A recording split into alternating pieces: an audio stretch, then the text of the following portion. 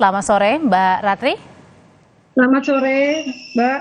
Mbak Ratri sudah menyetorkan hampir 400 juta rupiah dengan 9 anggota keluarga akan berangkat, tapi gagal berangkat. Emang waktu itu janji-janjinya dari Biro Perjalanan seperti apa, Mbak Ratri?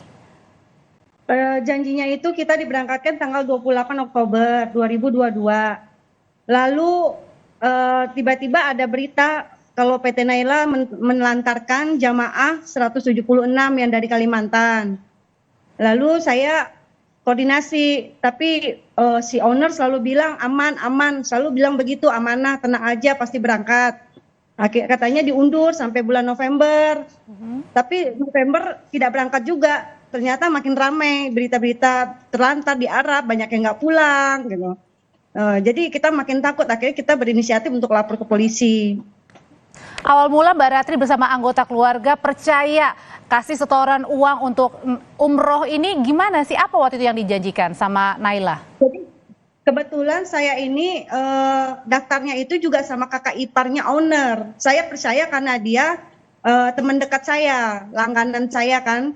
Jadi dia mengiming-imingkan dia tenang aja, kakak iparnya tuh baik, royal, amanah, apa yang mau diminta pasti diturutin semua gitu. Atas dasar kepercayaan berarti ya?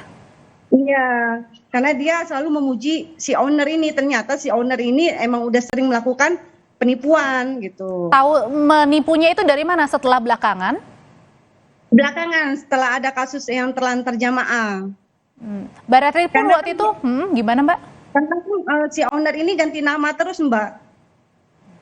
Waktu itu sempat gak Mbak Ratri ngecek namanya Naila ini siapa, ownernya siapa begitu agar tidak terjerat dalam kasus ini awalnya? Kan dia kalau dia ganti namanya Abi. Jadi kalau kita searching gitu nggak akan kebuka, nggak ada, dia nggak ada penipuan karena dia ganti identitas buat. Jadi karena ganti identitas jadi bersih gitu namanya ya? Ya di status di Kemenaknya pun dia bersih.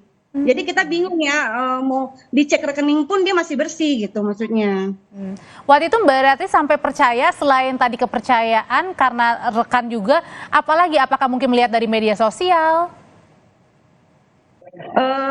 Enggak sih, saya lebih percaya karena langganan saya itu, pelanggan saya yang menarik karena yang punya travel kakaknya sendiri gitu. Jadi total yang disetornya sudah berapa, Mbak Ratri? 339 juta. Untuk berapa orang? 9 jamaah. Untuk 9 jemaah hampir 340 juta ya? Iya. Itu katanya sudah dikasih koper ya, diiming-iminginya? Iya, saya hanya dikasih koper aja. Habis dari koper itu udah saya nggak terima apa-apa lagi. Jadwal berangkat nggak ada, semua nggak ada. Akhirnya saya nggak ada kepastian sama sekali. Mbak Ratri ini sudah melaporkan berapa banyak? Mungkin ada korban-korban yang juga bersama Mbak Ratri melaporkan ke Polda. Kalau dari kita kan kebetulan ada grup korban ya Mbak ya.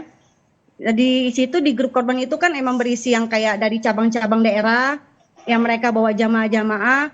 Itu kita ada 100 cabang yang ada di grup. Dan itu yang nggak berangkat itu sekitar 1.000 jamaah.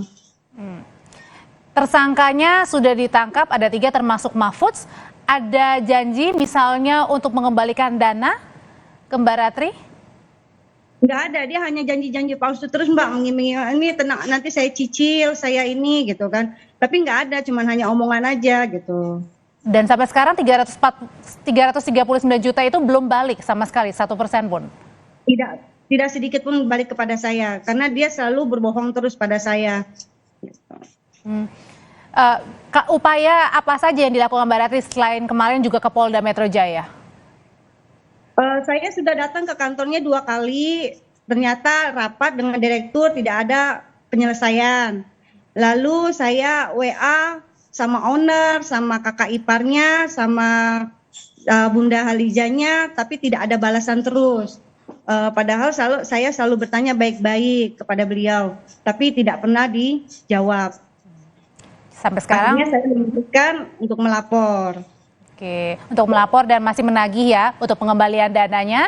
Semoga cepat nanti mendapatkan solusinya. Terima kasih Mbak Ratri, salah satu korban penipuan travel umroh PT Naila. Setelah ini saudara kami punya informasi dari KPK.